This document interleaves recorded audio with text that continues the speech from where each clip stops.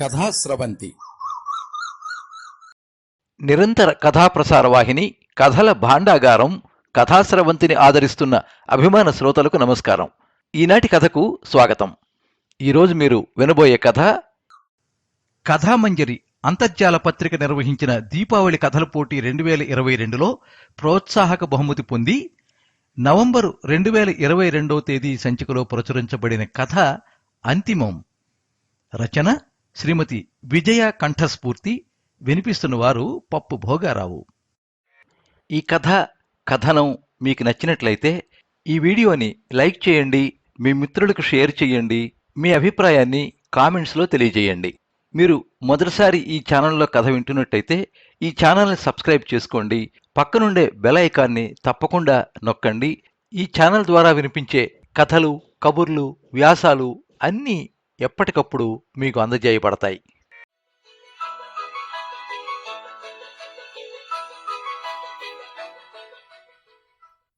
కృష్ణమూర్తి కాలం చేశాడు.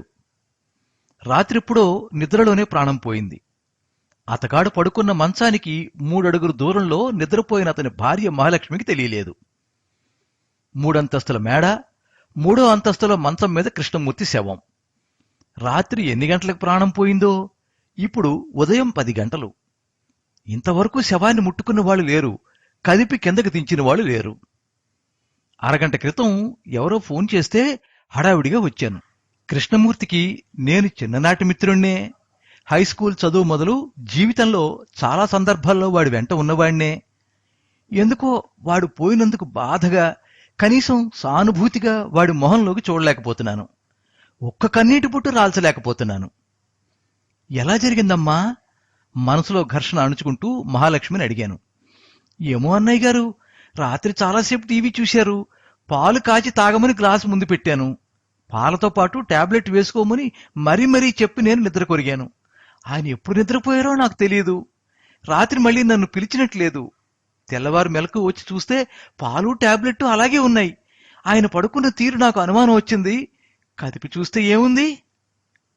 మహాలక్ష్మి వెక్కి వెక్కి ఏడుస్తోంది. 3 కొడుకుల కోసం 3 అంతస్తుల మేడ కట్టించాడు. 3 కొడుకులు ఒకరి తర్వాత ఒకరు అమెరికా ఎగిరిపోయారు. 2 అంతస్తులు ఖాళీగా ఉంచలేక అధికారుల స్థాయి వాళ్ళకి అద్దెకిస్తూ వచ్చాడు. 3వ అంతస్తులో తను మహాలక్ష్మి ఉంటున్నారు. 2 అంతస్తుల్లో అద్దెకున్న వాళ్ళు కూడా ఇప్పటి వరకు ఎవరూ తొంగి చూసినట్లేదు. వాళ్ళకైనా విషయం తెలిసిందో లేదో?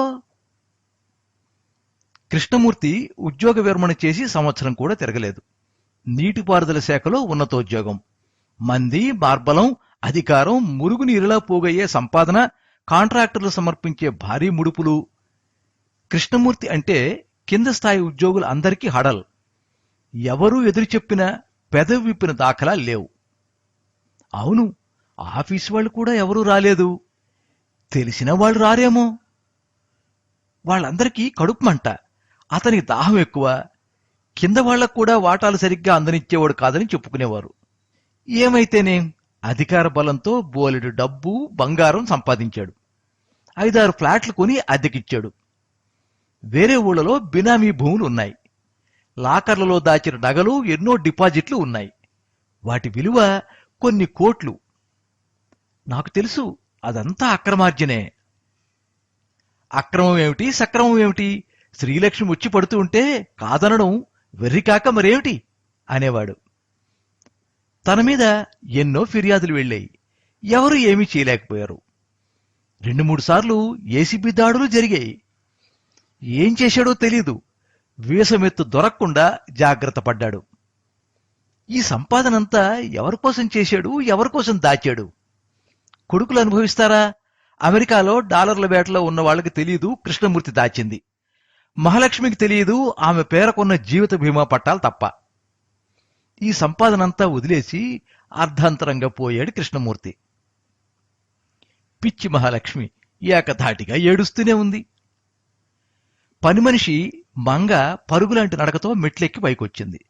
అక్కడ దృశ్యం చూసి అమ్మగారు అంటూ ఏడవబోయి కొంగు అడ్డం పెట్టుకుని శవం ముఖంలోకి చూసి ఆగిపోయింది. మహాలక్ష్మి ఏడుస్తూనే మంగను దగ్గరగా పిలిచి ఏదో చెప్పింది. మంగ లోపలికి వెళ్లి కృష్ణమూర్తి తల వద్ద చమురు దీపం పెట్టింది. ఏమ్మా, పిల్లలకి తెలియపరిచారా? లేకపోతే వాళ్ళ ఫోన్ నంబర్లు ఇవ్వండి మహాలక్ష్మిని అడిగాను. ఆమె జవాబు చెప్పలేదు సరికదా, దుఃఖస్వరం మరింత పెంచింది. అదే సమయానికి రెండో అంతస్తులో అద్దెకుంటున్న ఎల్ఐసి శర్మ లుంగీ సర్దుకుంటూ పైకొచ్చాడు. మహాలక్ష్మితో నా మాటలు విన్నట్టున్నాడు. తాను ఇంతకు ముందే 3 కొడుకులకి ఫోన్లు చేశానని విషయం వివరించి చెప్పాడు. 3 కొడుకులు తండ్రి అంతిమ సంస్కారానికి రావడం లేదట, రావడానికి వీలు పడదట. చికాగోలో ఉన్న పెద్ద కొడుక్కి ప్రాజెక్టు చివరి దశలో ఉంది, దాన్ని వదిలి వచ్చే ప్రసక్తి లేదు. వచ్చే నెలలో ఇండియా వస్తానని, అన్నీ సెటిల్ చేస్తానని, తల్లిని తనతో తీసుకుపోతానని చెప్పాడు. రెండో కొడుకు శేఖర్ కాలిఫోర్నియా నుంచి మాట్లాడి, తండ్రి ఇంత హఠాత్తుగా పోవడం ఏమిటి అని ఆశ్చర్యంగా ప్రశ్నించాడు. బతికుండగా అంతా తనిష్ట ప్రకారమే చేసేవాడు, పోవడం కూడా తనిష్ట ప్రకారమే పోయాడా అంటూ చికాకుపడ్డాడు. తన భార్య నిండు గర్భవతి, డాక్టర్లు తేదీని కూడా ప్రకటించారు. తను ఎట్టి పరిస్థితుల్లోనూ రాలేనని చెప్పాడు. మూడో కొడుకు మనోహర్ టెక్సాస్ నుంచి ప్రస్తుతం కంపెనీ తరఫున జర్మనీ టూర్లో ఉన్నాడు. తనే టీం లీడర్. టూర్ క్యాన్సిల్ చేసుకోవడానికి కంపెనీ ఒప్పుకోదు. వచ్చే నెలలో అన్నయ్యతో కలిసి ఇండియా రావడానికి ప్రయత్నిస్తానని, తండ్రి క్రిమేషన్ తప్పక వీడియో తీయించమని సలహా ఇచ్చాడు. తండ్రి పోయాడని తెలిసినా 3 కొడుకులకి ఎలాంటి భావాలు, స్పందనలు లేవు. మాటల్లో అనుబంధం, ఆత్మీయతలు లేవు. ఆహా కృష్ణమూర్తి, నీ జీవితమంతా ఒకటే పరుగు, ఆరాటం, అహం, సంపాదన. నీ యాంత్రిక బాటలోనే నీ కొడుకులు కూడా. ఇంకా ఎవరికైనా ఫోన్ చేయాలా అమ్మా? శర్మ మహాలక్ష్మిని బాధ్యతగా అడుగుతున్నాడు. ఆమె దుఃఖంతో టీవీ దగ్గర ఉన్న చిన్న డైరీ చూపించింది. డైరీ పేజీలు తిప్పుతూ నంబర్లను మహాలక్ష్మికి చూపిస్తున్నాడు శర్మ. కృష్ణమూర్తికి రక్త సంబంధీకులు ఎవరున్నారిక? ఒకే ఒక్క అక్కగారు ఉండేది. ఆవిడికి చిన్నప్పుడే పెళ్ళైపోయింది. పెళ్ళైనప్పటి నుంచి పేదరికమే. చివరకు అంతుపట్టని రోగంతోనే కృంగి కృశించి దయనీయంగా చనిపోయింది. కృష్ణమూర్తి వెళ్లి కనీసం ఆఖరి చూపు చూడలేదు. బతికి ఉన్నప్పుడు ఆవిడ 1-2 సార్లు అన్నయ్య ఇంటికి వచ్చింది. ఒకసారి తన భర్తకు ఏదైనా పని చూపించమని ప్రాధేయపడింది. మరోసారి తన కొడుకుని తీసుకొచ్చి చూపించి ఏదైనా ఉద్యోగం వేయించమని అర్థించింది. 2 సందర్భాల్లోనూ కృష్ణమూర్తి ఎలా స్పందించాడో ఆమె మళ్లీ ఆ ఇంటి గడప తొక్కలేదు. అంతెందుకు, నేను తన చిన్ననాటి మిత్రుణ్ణి. హైస్కూల్ చదువు నుంచి వాణ్ణి అంటిపెట్టుకునే ఉన్నాను. చదువు సరిగ్గా అబ్బక ఆర్థిక పరిస్థితులు అనుకూలించగా ఏదైనా శాశ్వత ఉపాధి చూపిస్తాడేమో అని వాడి చుట్టూ తిరుగుతూనే ఉన్నాను. జిల్లా ఉన్నత ఇంజనీర్ అధికార స్థాయిలో ఉండి కూడా నాకు ఏమాత్రం ఓ దారి చూపించలేకపోయాడు. అంతేనా? నా భార్యకు అనారోగ్యంతో ప్రాణం మీదకొస్తే గుండె ఆపరేషన్ కోసం 2 లక్షలు అప్పు ఇమ్మని ప్రాధేయపడితే ఇంటి కాగితాలు దగ్గరుంచుకుని 50,000 చేతిలో పెట్టాడు. నీ ఇల్లంతకంటే విలువ చేయదులేరా అన్నాడు. వేరే ప్రయత్నాలు చేసుకుంటూ ఉండగానే నా భార్య నిద్రలోనే కన్ను మూసింది. ఏం పట్టుకుపోయాడు పిసినిగొట్టు వేత, దౌర్భాగ్యుడు, దబ్బు పిశాచి. యమ్మా, ఇంకా వచ్చేవాళ్ళు ఎవరైనా ఉన్నారా? అపరాహ్నం వేళ అవుతోంది. ఇప్పుడు కృష్ణమూర్తి గారికి అంతిమ సంస్కారం చేసేవాళ్ళు ఎవరు? ఎవరూ లేరు కదా. ఒక్కటే మార్గం. ఆ కైలాస్ మిషన్ వాళ్ళకి ఫోన్ చేస్తే అన్ని బాధ్యతలు వాళ్లే చూసుకుంటారు. ప్రత్యేక వాహనం, ఫ్రీజర్ బాక్స్ ఉన్నాయి. కాకపోతే మనం ఎంతో కొంత డబ్బు చెల్లించాలి. ఎల్ఐసి శర్మగారు మహాలక్ష్మికి సలహా చెబుతున్నాడు. మహాలక్ష్మి దుఃఖోద్వేగంతో మౌనంగా ఏడుస్తోంది. ఆ కైలాస మిషన్ వాళ్ళకి ఎలక్ట్రిక్ క్రిమేషన్ కూడా ఉంది. అనాథ శవాలకు అంత్యక్రియలు చేస్తారు వాళ్ళు. కొన్ని వేల వోల్టుల విద్యుత్ ప్రవాహాన్ని పంపి ఏ శవాన్నైనా క్షణాల్లో బూడిదిగా మార్చేస్తారు. దయ, దాక్షిణ్యం, మమత, మానవత్వం, సహానుభూతులు ఏవీ లేకుండా జీవించిన వాడికి ఇలాంటి అంతిమ సంస్కారమే సరైందేమో. కృష్ణమూర్తి జీవితానికి ఇదే ముగింపు. ఎందుకో నాకు సంతృప్తిగా ఉంది. అందరూ ఉన్న కృష్ణమూర్తికి అనాథ చావులా అనిపిస్తోంది.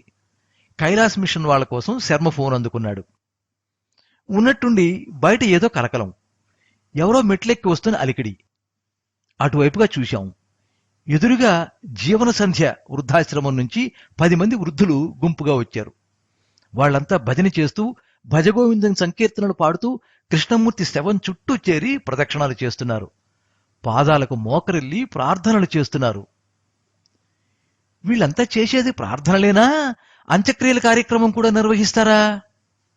బాబూ, నేను విశ్వనాథాన్ని, కృష్ణమూర్తి తండ్రిని. నా కొడుకు ఎలాంటి వాడైనా వాడికి తలకొరివి నేను పెడతాను. వృద్ధాశ్రమం వృద్ధుల్లో తెల్లటి గుబురుగడ్డంతో ఉన్న ఒక వయోవృద్ధుడు దీనంగా గొంతు విప్పాడు. అక్కడున్న అందరిలో ఆశ్చర్యం, ముఖాలు తెల్లబోయాయి.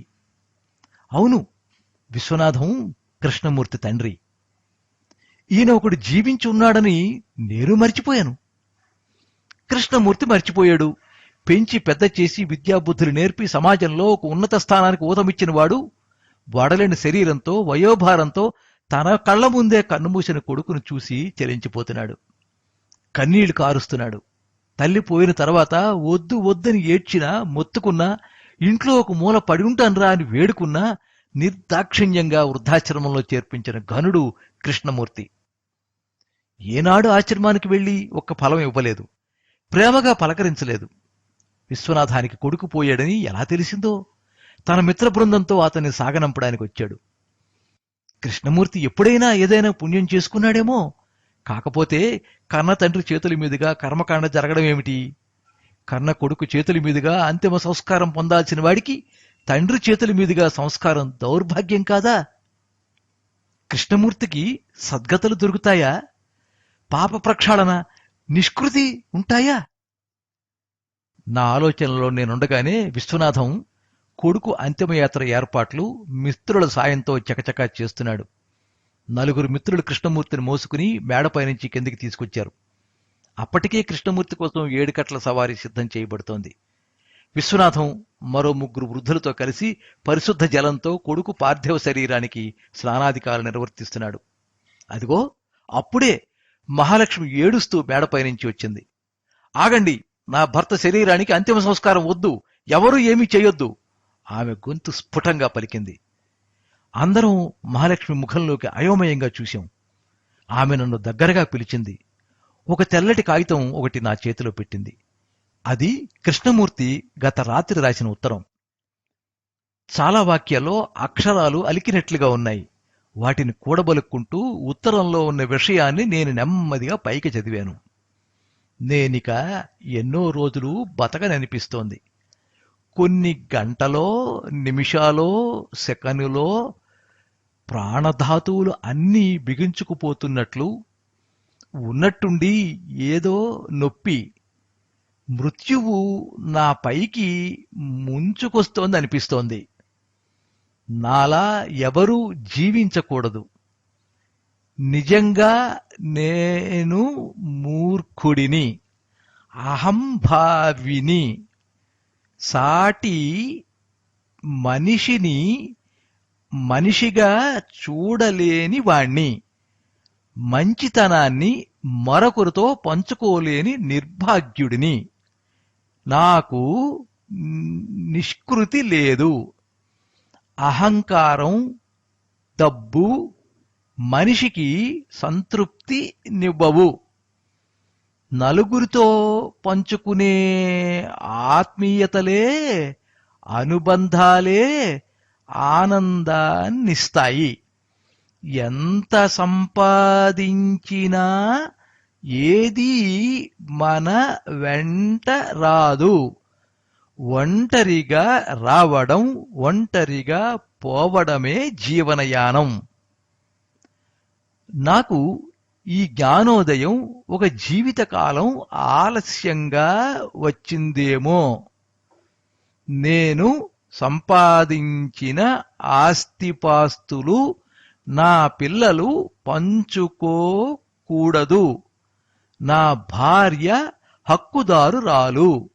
తన జీవికకు మిగుల్చుకుని మిగిలినది అంతా నా తండ్రి నివసించే వృద్ధాశ్రమానికి అందజేయగలదని ఆశిస్తున్నాను. నాకు ఇంకా జీవించాలని ఉంది. కానీ నేను పోయిన తర్వాత నా పార్థివ శరీరాన్ని ఏదైనా వైద్య కళాశాలకు దానం చేయమని నా భార్యను అర్థిస్తున్నాను. ఇదే నా అంతిమ కృష్ణమూర్తి.